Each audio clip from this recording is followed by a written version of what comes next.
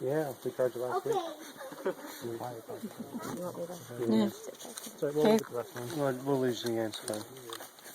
It's already filming. So. It's already filming. I take that.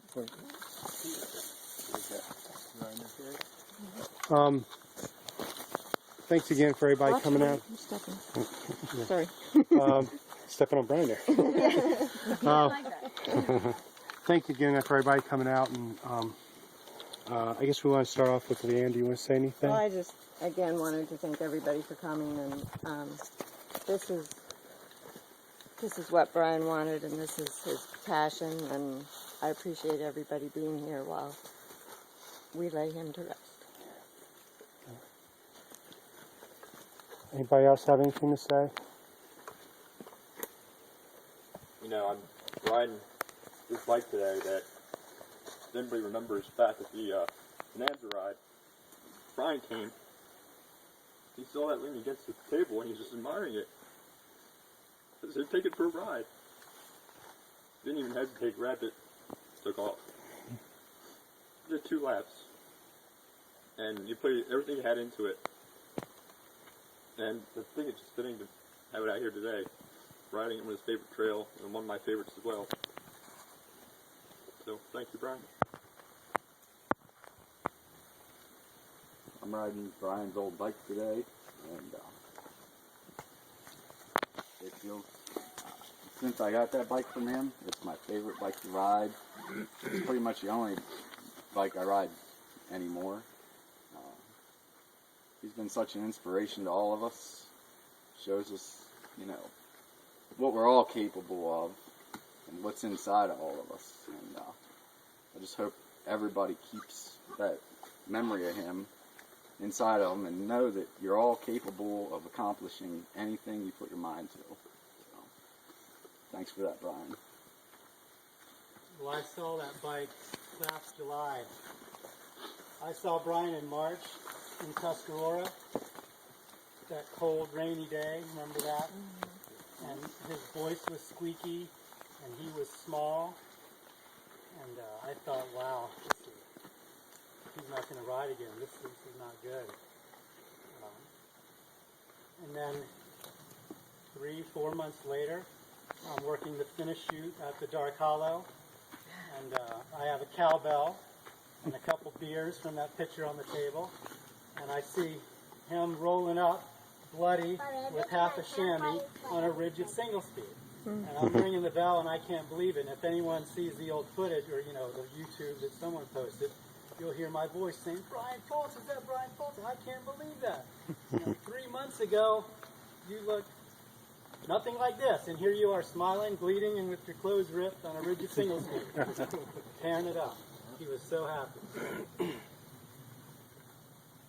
I think I'm the only IBW guy here that worked with Brian as an electrician, I think.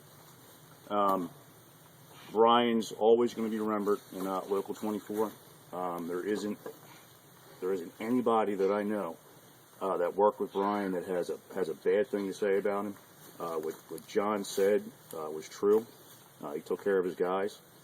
But not only did he take care of his guys, he took care of his work. You know, he was a very conscientious electrician. He did a good job, did a quality job, and he is not going to be forgotten at Local 24. I guess one thing I wanted to say, I don't know if, you know, maybe you guys saw I put some Facebook pictures on up, but one of the last things, one of my last experiences with Brian was, he took me to a shooting range, and this was, I mean, gosh, a couple of weeks ago. Yeah, about 2 weeks ago, or whatever. And, you know, he barely talked, you know, get around. He was slow. We were there probably for about a half hour, 45 minutes, and the whole time he took the time to teach me how to shoot a gun. So, you know, he was in a lot of pain, and it wasn't tough for him, but, you know, he was out there, you know, teaching me how to shoot a gun. He was, you know, drawing stuff, and I think that was just kind of the epitome of Brian, you know. Despite his pain, still thinking on people and, you know, sharing his interests. I was really happy I got to, it was just me and him out there. I was really happy I got to spend that time with him. Well, one thing I remember about Brian is out riding with him. I mean, you could be having the worst day, slow. It didn't matter who he's riding with. At the top of the hill, you get up there and you know, you're cutting in yourself, and he's like, "No, great job, great job." He always accentuated the positive he was doing. I don't remember him ever saying to anybody, "Hurry up, you're going too slow," or "You're not cutting it." I mean, it was always positive. You're doing a good job, no matter what, and I'll always remember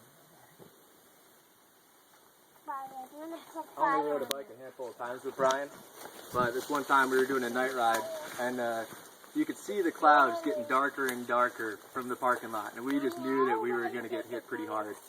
And we started rolling down the trail, and it starts hailing on us. And it just, you got lost that day. Yes, I did. But it was just one of the coolest rides I've ever had. It was just awesome to do with Brian. Amen. I would say that for those of you who don't know, this trail is named after my daughter, and I'm honored that he chose this particular trail. Obviously has a special place in our hearts, so I'm definitely honored that Brian chose this as his final resting place. And you know, it means a lot to have somebody consider something like that. So you know, thanks Brian for that, and you know, I appreciated his enthusiasm. And I remember the first time I saw him at a race, you know, he was just so amped up, so much energy, you know, and I thought to myself, wow, you know, who's this guy? But it was so genuine, you know. I mean, everything about biking for him was, you know, something that he really loved, and we all share that passion. So, and somebody like that inspires you, you know, definitely to continue with that, even as you advance in your years and start to feel the creaks and that sort of thing. But that's pretty cool. So I was definitely honored by that. This is where I met Brian. My dad and I and best friend were up doing a pre-ride for Dark Hollow, and we were at the lot. He was just coming in from a pre-ride by himself. Drove up the day, I guess, from Maryland, and he was coming in sweaty and tired, and we were just rolling out and told him where we were going and said, "Let's go." And he hopped right on back and did a second lap.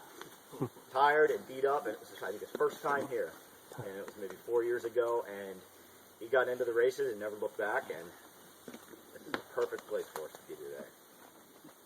Hammering through the rocks. I count myself very lucky to have started mountain biking at the same time as Brian.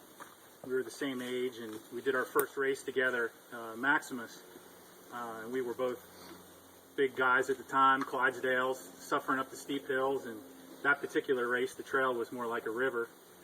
And I remember him and I just swapping places back and forth all through the back end of that race, and people wondering probably if we were still in the race. And as the years went by, of course, he became a real inspiration on the trail and then in life. And got myself lucky to have made a friend of Brian.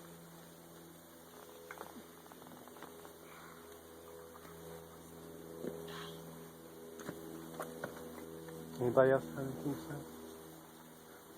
I just think it's special because we're all a very interesting group, all us mountain bikers, and we have different fractions and stuff like that, and he was the one person who was able to bring us all together.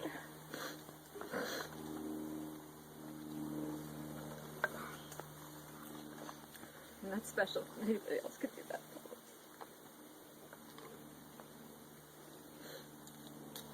Well, I know he loved you all. This is what he loved to do, and he talked about all the adventures that he went on with each and every one of you, and I'll always remember that, and I thank you for being there with me.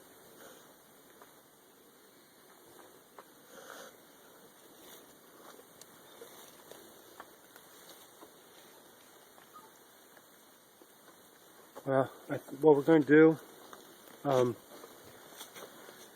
a very private person. I don't get on Facebook a lot and stuff like that, and I've been blessed and honored to have Brian as a friend and Leanne as a friend, and I've been asked to speak at a number of places, and it was very hard for me to do. I don't feel I'm a good speaker, but people keep asking me. But I'm doing this one on my own, and I want to reiterate everything you folks said. I've said several times a number of functions there, and you can relate to this. Brian was a bright fire. He's a special person. He had his good, his bad, and his ugly.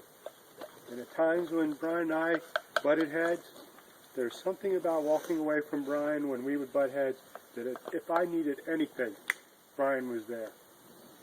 Brian was there. And that was a small part of that fire. And as I've said before, a fire that burns that bright throws off embers and ashes and sparks. And that's why we're all here. You know, that's why we're all here. And we run into people like that. We run into many good people in our lives, but a few of them have that fire that other people are attracted to, and then it inspires them. And we're going to spread his ashes. I was so blessed for Brian to, let me go see him a few times and stuff when he wasn't feeling well. And a lot of it was because I bugged the hell out of him. There's no doubt.